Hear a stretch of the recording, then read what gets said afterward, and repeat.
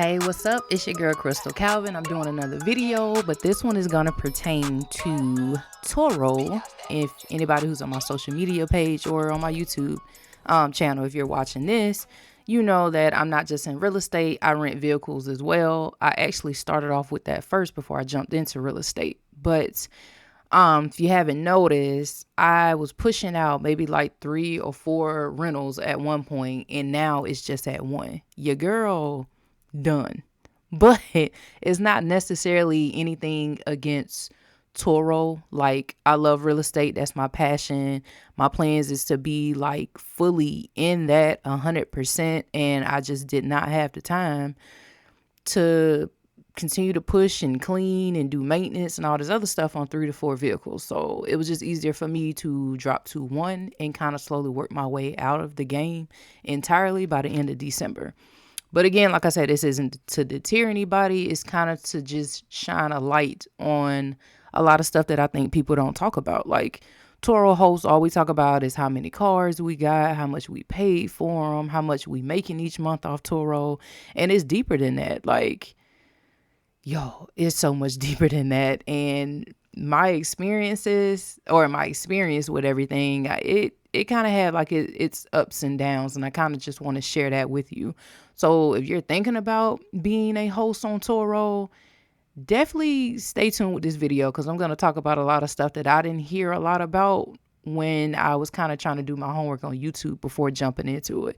But like I said, I don't regret anything. I made good money, like a lot of money monthly from renting out cars. I mean, for example, like I can pull in anywhere between 1,500 to 3 stacks a month. And I made the decision to finance all the cars I had. To this day, I'm still trying to figure out if that was a good idea, or if I should have bought cash cars instead of financing cars.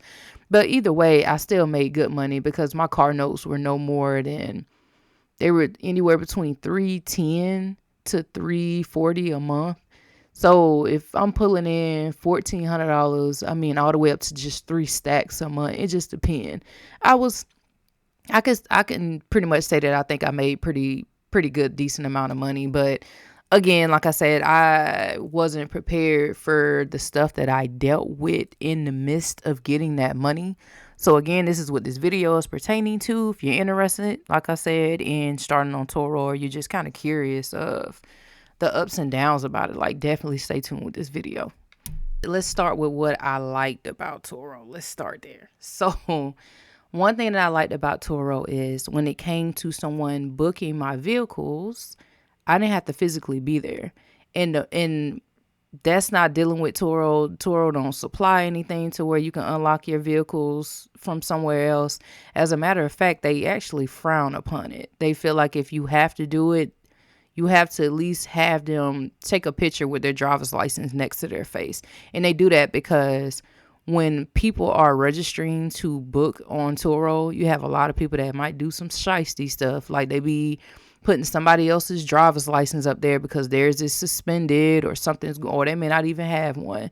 So they try to use their homeboy or homegirl driver's license to try to book a car. So they prefer that the host is there so we can physically see who's taking the vehicle. Because let's say something was to happen to that vehicle, but the person whose driver's license we have on file is not the person who was behind the wheel when the accident happened.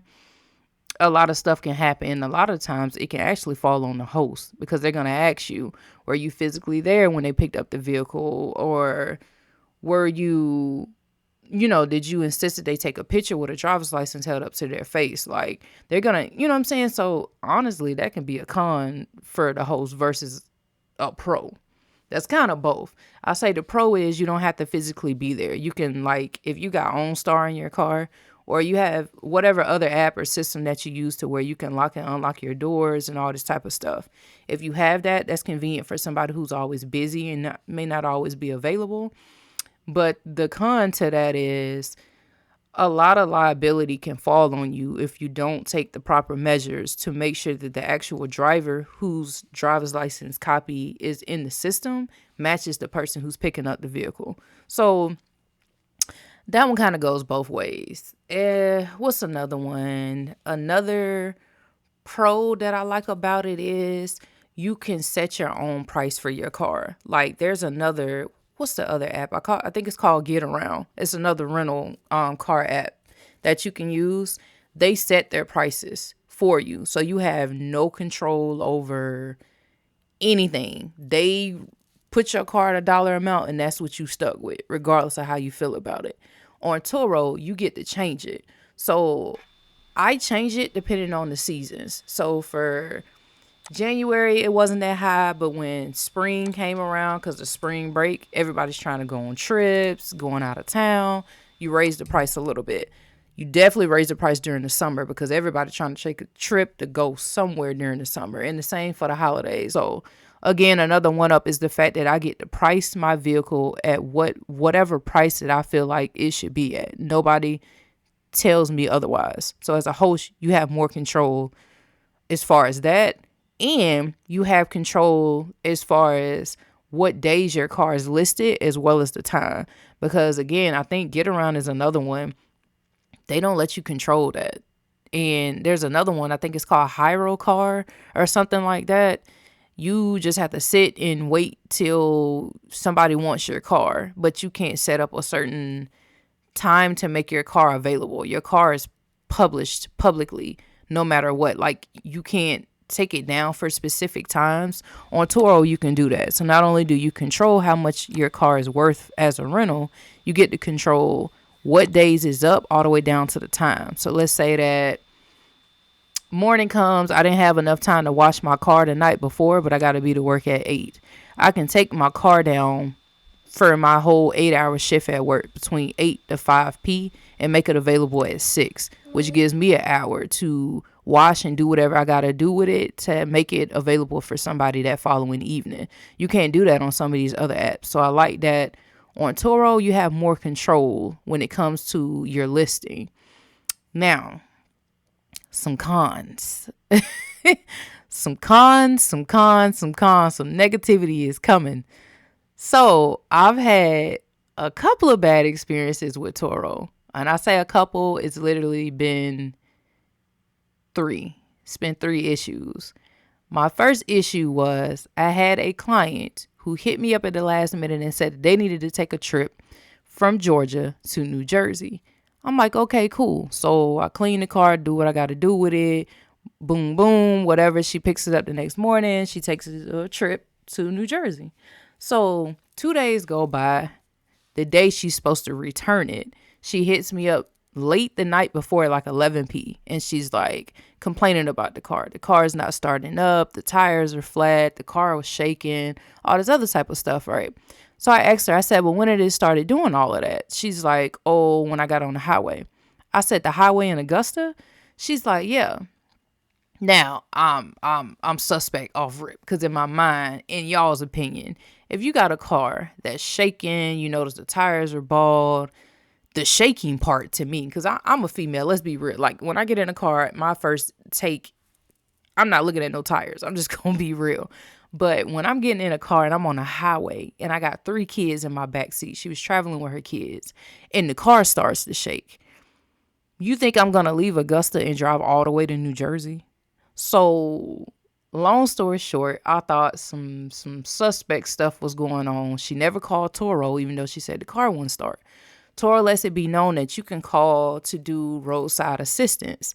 She didn't call. All she did was let me know, and then she started complaining about other stuff that was going on with the vehicle. So it made me feel like she was trying to get a free one-way trip because her family was in New Jersey.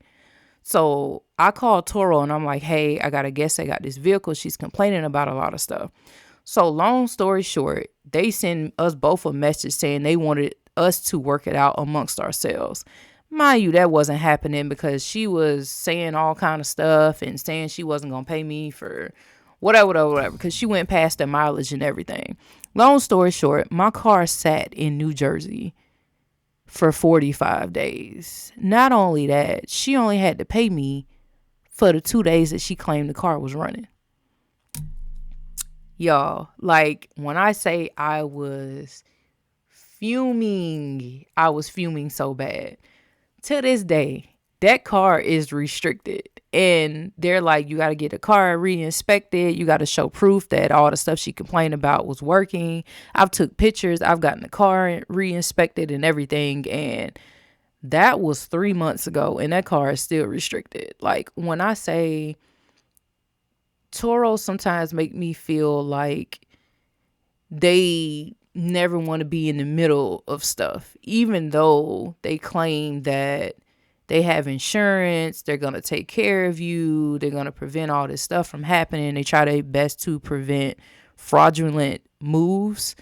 But going through some of that stuff, it was just kind of like, as long as nobody's blaming Turo, they're good. And they kind of disappeared because she said she wanted her money back for the little money that she did pay me, and they ignored her too. So Toro was just like, we're paid, whatever. And I eventually got my car. They did pay for the towing, but it took well over a month before I seen my car again. Another incident. Another female came, picked up my car. Hey, ladies, we looking bad right now.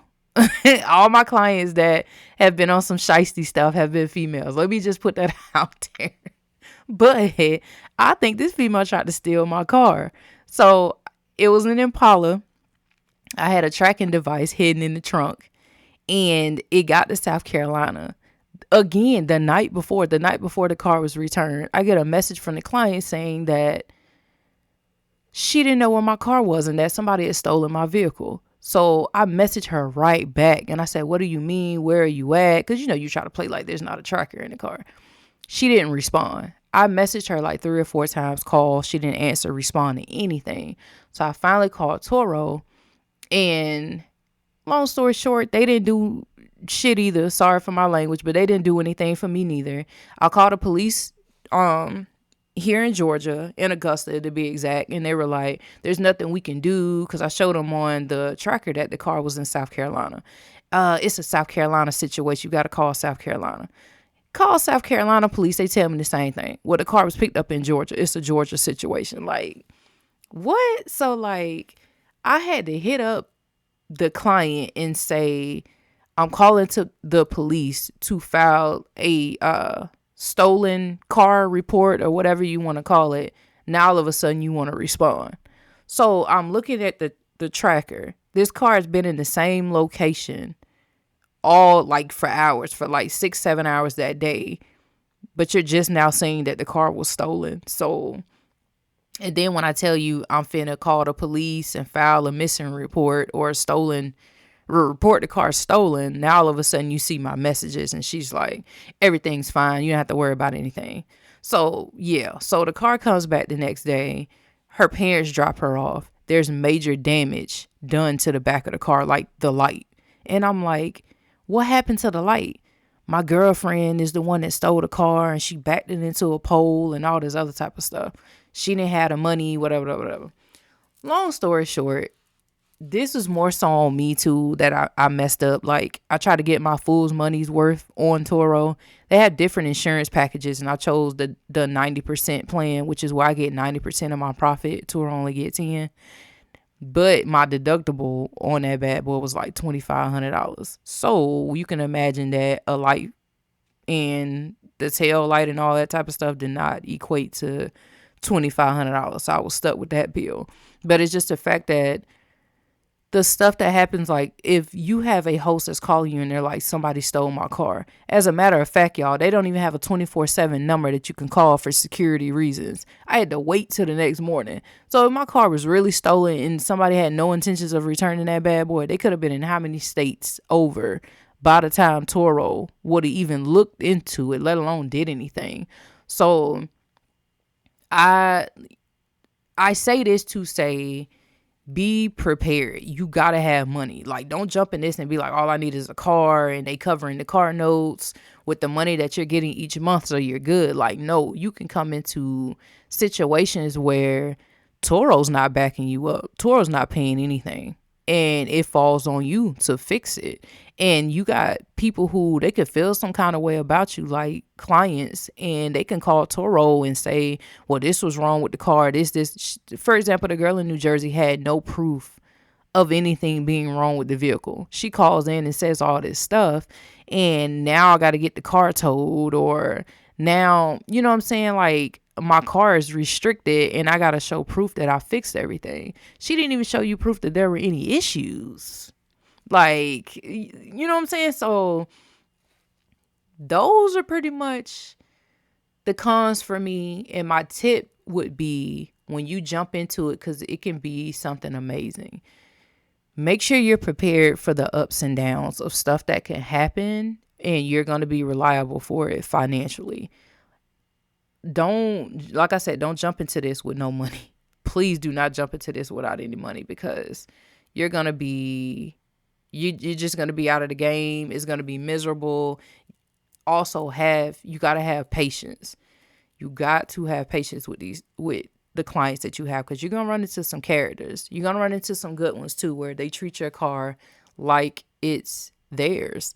It come back clean, smelling good. You have, if you're a really good host, you talk with them, you get to know some of them on a personal level. They're returning guests or clients. And there's nothing better than having that loyalty, and you have the same people consistently coming back to you. But I went through a lot. Like I said, it's not really just what I went through that's making me slow it down and kind of get out of it. Your girl is just jumping into some other stuff, and I'm continuing to jump into more and more things. I'm not going to put it out there yet, but I'm starting class Friday to get my certification and some other stuff dealing with real estate. But yeah, your girl just got a lot going on, and I decided to go ahead and call it quits. And I've gotten rid of 2 vehicles. I'm in the midst of trying to sell one more right now. But yep, that's just kind of a summary of what I've been dealing with and why I kind of jumped out of Turo. Hoping to deter anybody is just kind of be prepared, be smart, choose the right insurance plans. Like, I chose, like I said, that 90% insurance plan because I wanted most of my money. Like, if you look at the other ones, Turo's taking like 30% cuts, 40% cuts. You're not making no money at all. And so I still think I made the right decision, because out of those 2 or 3 instances that I faced, I've had like literally like 50, 60 clients who I got 90% of my money from. So it just depends on how you roll the dice, if you want to gamble or not, as far as like the insurance. But again, like I said, I don't regret it. I made a lot of good passive income. Sometimes I didn't even really have to do too much of nothing to make that money. And somebody can book your car and then hit you up and ask you for another extension, another 5 days, another, you know what I'm saying? And you didn't do anything except click approve.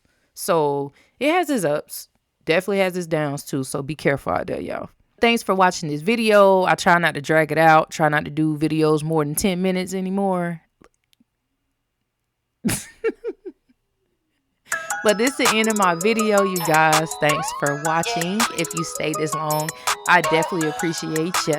Stay tuned for my next video. It's probably going to be dealing with real estate, though. I'm kind of trying to let this Turo thing go, like I said. But stick around, and I'll see you guys on the next video.